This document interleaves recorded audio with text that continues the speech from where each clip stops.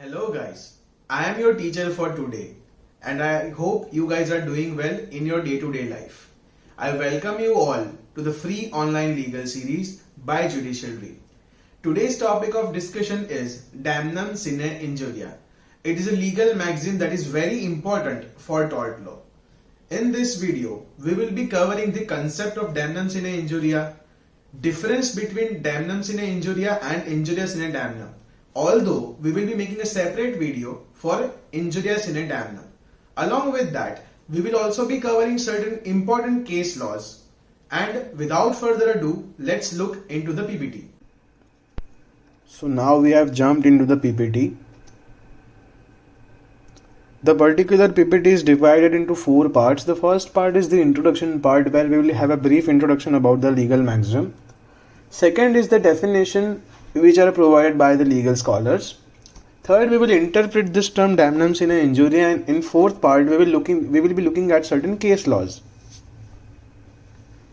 First part is the introduction. The law of tort is a collection of all the circumstances in which court gives a remedy by way of damages for legally unjustified harm or injury done by one to another person. सबसे पहले damnum सिने injury को समझने पहले से वापस से एक बार हल्का सा एक टॉर्ट का रिवीजन कर लेते हैं. यहाँ पे ऐसा बोला गया है that there must be an act और omission on the part of the defendant ने कोई ऐसा गलत काम या तो फिर ऐसा कोई काम जो उसे करना चाहिए था लेकिन फिर भी उसने नहीं किया, तो उसे हम टॉर्ट मानेंगे. दूसरा एलिमेंट ये है दैट एक्ट और omission should be in violation of legal right vested in the plaintiff. यहाँ पे ऐसा बोला गया है दैट डिफेंडेंट ने जो भी काम किया है या जो भी काम उसको करना था उसने नहीं किया है, उस वजह से जो लीगल राइट ऑफ प्लेंटिफ है वायोलेट होना चाहिए. तीसरा एलिमेंट ये है दैट वो पर्टिकुलर एक रॉन्गफुल एक्ट या ओमिशन जो डिफेंडेंट ने किया है वो पर्टिकुलर एक लीगल रेमेडी के क्राइटेरिया को फुलफिल करना होना चाहिए, अदरवाइज उसे हम टॉर्ट नहीं मानेंगे. ये पर्टिकुलर डैमनम सिने इंजुरिया जो है वो 2 पार्ट में डिवाइडेड है. जो सिन का मतलब है जिसका मतलब है विदाउट, ठीक है. बाकी के 2 वर्ड्स का मतलब है, सबसे पहला है डैमनम या जिसे हम डैमनम भी कह सकते हैं, जिसका मतलब होता है एक सब्सटेंशियल हार्म और लॉस और damage with respect to money, health etcetera, ठीक है.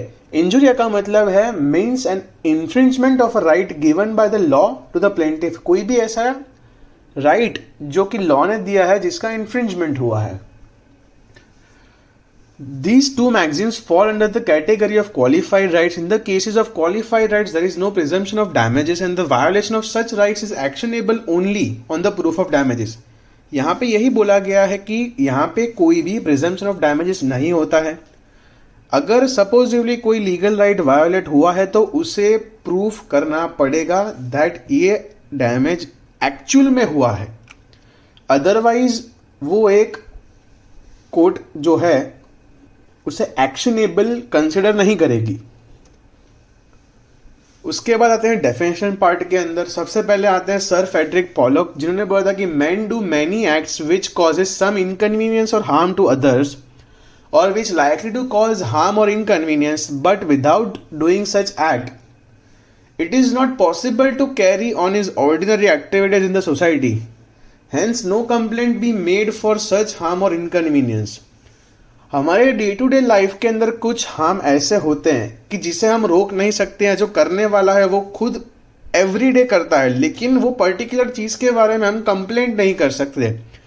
जैसे कि कोई एक दोस्त हमें कॉन्स्टेंटली टॉन्ट करता है, हमारा मजाक उड़ाता है, वो उसका रोज़ का काम हो गया जिसे वो खुद रोकता भी नहीं है और हम उसे रोक भी नहीं सकते, ना ही हम उसके सामने कोई कंप्लेंट फाइल कर सकते हैं. टेक्निकली ये हमारे लिए एक डैमेज हुआ, बट यहाँ पे हमारा कोई लीगल राइट वायोलेट नहीं हो रहा है, ठीक है. उसके बाद आते हैं सर जॉन सालमन के पास. A person who mainly exercises his or her own rights as in the cases of losses imposed by a trade competition or individual traders, or a person in the case of the defendant exercising his or her rights of ownership, or where damage is caused by a man acting in of what is required to prevent the further damage. यहाँ पे sir John salmon ने ये बात की है that कोई भी एक पर्टिकुलर बंदा अपना खुद का राइट एक्सरसाइज कर रहा है या तो वो खुद की ड्यूटी को फुलफिल कर रहा है या तो फिर वो कोई फर्दर डैमेज को होने से रोक रहा है, तो उस चीज को हम डैमेज या लीगल इंजरी में कंसिडर नहीं करेंगे. The harm complained about may be too indefinite or too trivial or to provide evidence to recognize effectively. Therefore, with no action, it appears that damage will be recovered for just physical harm without any accomplishment, however caused by deliberate act or defendant's negligence. उस particular damage को एक actual damage तब तक consider नहीं किया जाएगा जब तक कि वो एक डेलिबरेट एक्ट हो या तो फिर डिफेंडेंट का नेग्लिजेंस हो. ठीक है. उसके बाद आते हैं likewise the damages may be of legal nature, no right to pecuniary compensation. यहाँ पे किसी भी प्रकार का पेक्यूनरी कॉम्पनसेशन नहीं मिलेगा unless and until injury has been provided. Certain other remedies such as criminal prosecution if applicable. अगर वो पर्टिकुलर कॉज ऑफ एक्शन से या पर्टिकुलर जो फैक्ट्स ऑफ द केसेस है उसके बेसिस पे अगर हम क्रिमिनल प्रोसिक्यूशन की तरफ जा सकते हैं तो वो रोड हमारे लिए एक ओपन रोड है, बट हम लोग उस चीज को टॉर्ट के अंदर लेके नहीं जा सकते. This is the case for the example of damage suffered by an individual common with the public due to the existence of public nuisance. Day to day life में छोटा मोटा पब्लिक न्यूसेंस हम सब फेस करते हैं, जैसे कि ये modified cars and modified bikes के जो एग्जॉस्ट के साउंड होते हैं वो हम डेली लाइफ में विटनेस करते हैं. टेक्निकली उस चीज से हमारी नींद भी खराब होती है क्योंकि वो बहुत लाउड होते हैं. सेकेंडली उसका एको बहुत लंबे टाइम तक चलता है जिससे काफ़ी बार हमें दिक्कतें भी आती हैं. बट उस चीज़ के सामने में हम लोग टेक्निकली टॉर्ट लोग के अंदर नहीं जा सकते. बट अगर हाँ उसके पास उस चीज़ के लिए हमारे पास कोई क्रिमिनल रेमेडी अवेलेबल है तो उसकी तरफ हम डेफिनेटली जा सकते हैं. उसके बाद आते हैं interpretation of damnum sine injuria. It means damage which is not coupled with an unauthorised interference with the plaintiff's lawful right. Damnum sine injury का सिंपल मीनिंग यही है कि कोई भी एक प्रकार का डैमेज हुआ है जो कि एक लॉफुल राइट से जरा भी रिलेटेड नहीं है. Causing of damage however substantial to another person is not actionable in law unless there is a violation of legal right of the plaintiff.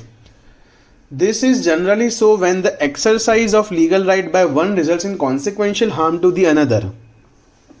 The mere fact that a man is injured by another's act gives itself no cause of action. If the act is deliberate, the party injured will have no claim in law, even though the injury is intentional, so long as the other party is exercising a legal right. यहाँ पे भी यही बोला गया है कि unless and until वो particular damage जो भी है वो किसी लीगल राइट को वायोलेट नहीं करता है तो वो एक एक्शनेबल क्लेम नहीं माना जाएगा.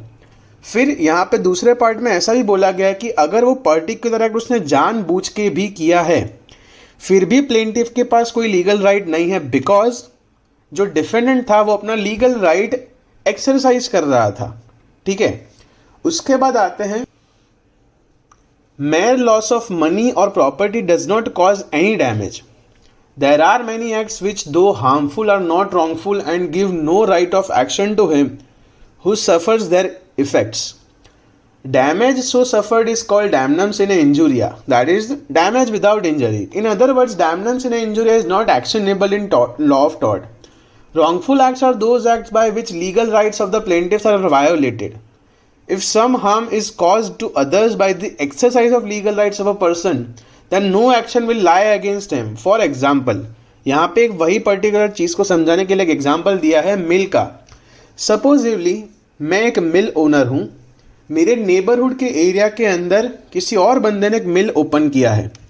जस्ट बिकॉज उसने वहाँ पे एक मिल खड़ी करी है, उस चीज़ की वजह से मुझे फाइनेंशियल लॉस हो रहा है क्योंकि मेरे काफ़ी सारे कस्टमर्स उसके पास जा रहे हैं.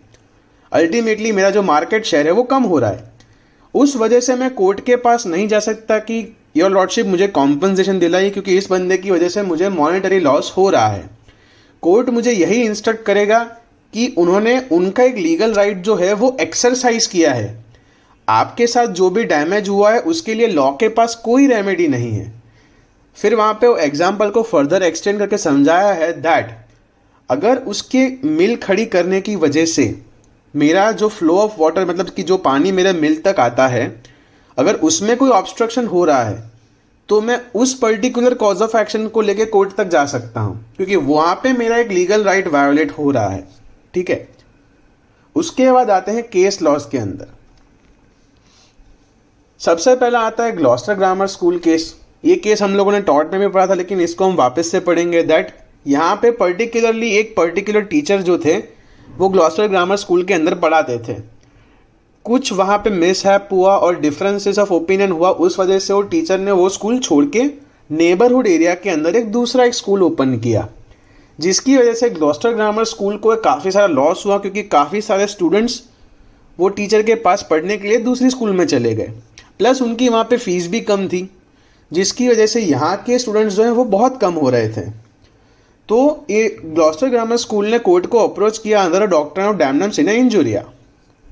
Furthermore, the respectable court ruled that no monetary compensation can be granted even though the plaintiff had suffered compensatory damages due to the lack of evidence of violation of legal rights. Moreover, the respondent was within his basic legal rights to establish and maintain a school, and the act didn't infringe the plaintiff's rights. Economic losses incurred as a result of the respondent's actions cannot be actually regarded as an encroachment of legal rights. अगर Gloster grammar school के example को आज की तारीख के अंदर compare किया जाए, जैसे कि सपोजिवली मेरे पास एक शॉपिंग मॉल है, मेरे बाजू में ही एक और नया शॉपिंग मॉल खुलता है जिसका इंफ्रास्ट्रक्चर मेरे से काफ़ी ज़्यादा अच्छा है, जहाँ पे अच्छी अच्छी ब्रांड्स भी हैं। अल्टीमेटली वो पर्टिकुलर शॉपिंग मॉल मेरे मॉल से काफ़ी बेहतर है, लेकिन फिर भी मेरे मॉल की लेगेसी की वजह से आज भी कस्टमर्स मेरे पास आते हैं, बट बाजू में एक बेहतर मॉल खुलने की वजह से वो लोग वहाँ पे चले गए। इसका मतलब ये नहीं है कि उस पर्टिकुलर चीज़ के लिए मुझे सामने वाला जो मेरा कॉम्पिटिटर है वो मुझे कॉम्पनसेशन देगा। ग्लॉस्टर ग्रामर स्कूल के अंदर भी यही हुआ है कि जहाँ पे जो टीचर उनकी स्कूल से जॉब छोड़ के गया, काफ़ी सारे बच्चे उनके पीछे पीछे उनकी स्कूल में चले गए। इसका मतलब ये नहीं है कि आपको कॉम्पनसेशन मिलेगा, ठीक है। इस पर्टिकुलर चीज़ के अंदर भी यही से बोला गया था कि the final decision to not to hold the defendant account liable for constructing and competing a school opposite the appellant was correct in the case of Gloucester grammar school. यहाँ पे भी बोलता कि स्टूडेंट्स जो थे वो उस टीचर के पीछे पीछे नए स्कूल में चले गए थे। Furthermore the appellant also couldn't restrain the defendant to operate a school because it is his legal right. Okay, उसके बाद आते हैं mayor and co Bradford versus Pickles. यहाँ के अंदर ब्रैडफर्ड जो थे एक वाटर सप्लाइंग कंपनी थी, वेरेस डिफेंडेंट के पास एडजेसेंट लैंड, मतलब जस्ट उनके बाजू वाली एक लैंड थी, ठीक है। वहाँ पे पिकल्स ने एक कुआं खड़ा किया जिसके अंदर वो पानी को स्टोर कर सकता था। उसके बाद जो रिस्पोंडेंट है उन्होंने ब्रैडफर्ड कॉरपोरेशन को बोला कि उन्हें ये पर्टिकुलर प्रॉपर्टी उनको बेचनी है, कि like Pickles wants to sell this particular piece of land to mayor and co of Bradford. But ये पर्टिकुलर मीटिंग फेल हुई थी, कोई ट्रांजैक्शन हुआ नहीं था। लेटर ऑन ब्रैडफर्ड कंपनी ने ये क्लेम किया कि डिफेंडेंट जो कि पिकल्स थे, जिन्होंने एक पर्टिकुलर वेल बनाया था, उसकी वजह से कॉरपोरेशन का अंडरग्राउंड सप्लाई जो है वो खराब हो गया था। Because there was no appropriate supply of water to distribute to the people, corporation को काफ़ी ज़्यादा लॉसेस भी हुए थे। कॉरपोरेशन ने पिकल्स को स्यू किया, बट इसके अंदर कोर्ट ने यही बोला था कि वो उनकी प्रॉपर्टी है, वहाँ पे वो कुआं खोद सकते हैं। He was well with in his rights. Pickles ने जो भी काम किया उन्होंने किसी को नुकसान पहुंचाने की वजह से नहीं किया था, ठीक है। इस चीज़ की वजह से प्लेंटिफ का कोई लीगल राइट यहाँ पे वायोलेट नहीं होता है। वंस अगेन यहाँ पे डैमनम सिने इंजुरिया, यहाँ पे डैमेज डेफिनेटली हुआ है, बट कोई लीगल राइट उनका वायोलेट नहीं हुआ, तो कोर्ट के हाथ भी बंधे हुए हैं कि वो इन्हें रेमेडीज नहीं दे पाएंगे। उसके बाद आते हैं Dixon versus Reuters Telegraph Company. ये पर्टिकुलर केस के अंदर प्लेंटिफ को एक्चुअल में डैमेज हुआ था। वो कैसे हुआ था अभी समझते हैं। डिफेंडेंट जो है टेलीग्राफ कंपनी है, जिन्होंने नेग्लिजेंटली डिक्सन को एक रॉन्ग टेलीग्राफ, जो एक पर्टिकुलर टेलीग्राफ था वो किसी और कंपनी के लिए था, लेकिन नेग्लिजेंटली उन्होंने वो पर्टिकुलर चीज़ को डिक्सन को भेज दिया। The telegram contained an order for the shipment of barley from Valparaiso to England. Plaintiff को लगा कि ये एक्चुअल मैसेज जो है वो हमारे लिए आया है, तो उन्होंने वो शिप पर्टिकुलर जो गुड्स थे वो वहाँ पे इंग्लैंड को भेज दिए। बट वहाँ पे जो दूसरी पार्टी थी उन्होंने वो चीज़ को एक्सेप्ट करने से मना कर दिया, जिसकी वजह से प्लेंटिफ को काफ़ी ज़्यादा लॉस हुआ। अल्टीमेटली डिक्सन ने राउटर टेलीग्राफ कंपनी के सामने सूट फाइल किया, जहाँ पे कोर्ट ने बोला कि जो डिफेंडेंट टेलीग्राफ रूटर्स कंपनी है उनकी कॉन्ट्रैक्चुअल ड्यूटी खाली सेंडर तक है, ना कि रिसिपिएंट तक। इसीलिए वो लोग यहाँ पे लायबल नहीं है, बिकॉज यहाँ पे वो पर्टिकुलर जो टेलीग्राफ कंपनी के डे टू डे लाइफ के अंदर, day to day working life के अंदर वो चीज़ फॉल नहीं करती, इसलिए वो एप्लीकेबल नहीं माने जाएंगे। उसके बाद आते हैं Vishnudutt Sharma versus Board of High School of and Intermediate Education. यहाँ पे प्लेंटिफ जो था ये पर्टिकुलर स्कूल का स्टूडेंट था, जहाँ पे due to certain misinterpretation of the regulatory requirements and due to lack of attendance उसको 1 साल के लिए घर पे बैठना पड़ा था। तो प्लेंटिफ ने ये चीज़ के लिए कोर्ट के अंदर केस फाइल किया कि बिकॉज ऑफ देयर मिस्टेक मुझे 1 साल के लिए यहाँ पे घर पे बैठना पड़ा। तो वहाँ पे जज ने यही बोला that plaintiff could not see compensatory damages because of misinterpretation of rules and regulations. ये पर्टिकुलर चीज़ कोई टॉर्ट को कॉन्स्टिट्यूट नहीं करती है। यहाँ पे मैरली एक इरेगुलेटरी की वजह से डैमेज तो डेफिनेटली हुआ है कि किसी एक स्टूडेंट को 1 साल घर पे बैठना पड़े, तो ये पर्टिकुलर चीज़ उनके फ्यूचर में उनके CV एंड रेज्यूमे पे रिफ्लेक्ट करेगा ही करेगा। वो एजुकेशन गैप तो ऑलवेज उनके लाइफ में रहेगा ही रहेगा। डैमेज तो डेफिनेटली है, बट यहाँ पे कोई लीगल राइट का वायोलेशन नहीं है, तो इसके लिए कोर्ट से या फिर वो डिफेंडेंट से कोई भी उन्हें कॉम्पनसेशन नहीं मिल पाएगा। चेसमोर वर्सेस रिचर्ड्स, यहाँ पे प्लेंटिफ जो है वो 60 साल से एक मिल ओनर थे। Who was using water from his mill from a stream. एक पर्टिकुलर झरने से वो अपने मिल के लिए पानी का यूज़ कर रहे थे। वेयर एज डिफेंडेंट ने एक कुआं खड़ा किया अपने लैंड के अंदर और काफ़ी सारा पानी उनके कुएं में भरना शुरू किया, जिसकी वजह से प्लेंटिफ को कम पानी मिलना शुरू हुआ। ठीक है, for this particular case defendants were not held liable because यहाँ पे रिचर्ड्स ने जो भी किया वो खुद की प्रॉपर्टी पे किया था। सेकेंडली, स्ट्रीम एक नेचुरल रिसोर्स ऑफ वाटर है, वो किसी की प्रॉपर्टी नहीं है। वो कोई प्राइवेटली ओन्ड स्ट्रीम नहीं था कि जस्ट बिकॉज उन्होंने पानी लिया इसलिए आपको लॉस हुआ, इसलिए आप केस फाइल कर रहे हो। वो एक नेचुरल रिसोर्स है, वहाँ से कोई भी पानी ले सकता है। ठीक है, इसलिए कोर्ट ने यही बोला कि यहाँ पे डैमेज डेफिनेटली है बट इंजरी नहीं है, तो आपको कॉम्पनसेशन नहीं मिल पाएगा। Another case law for this would be Mughal Steamship Company and MacGregor Gow and Cow. A number of steamship companies combined together and drove the plaintiff company out of the tea carrying trade by offering reduced freight.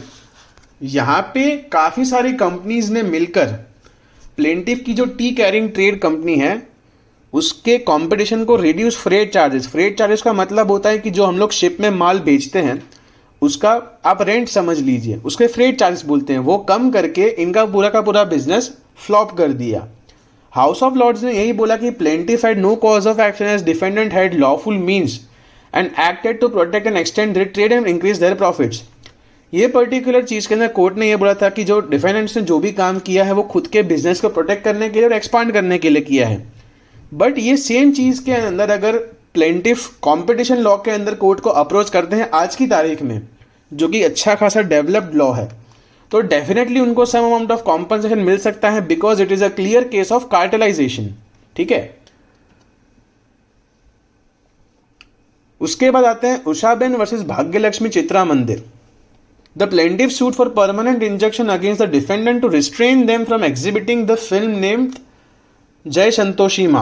It was contended that film hurt the religious feelings of the plaintiffs in so far as goddess Saraswati, Lakshmi and Parvati were depicted as jealous and were ridiculed.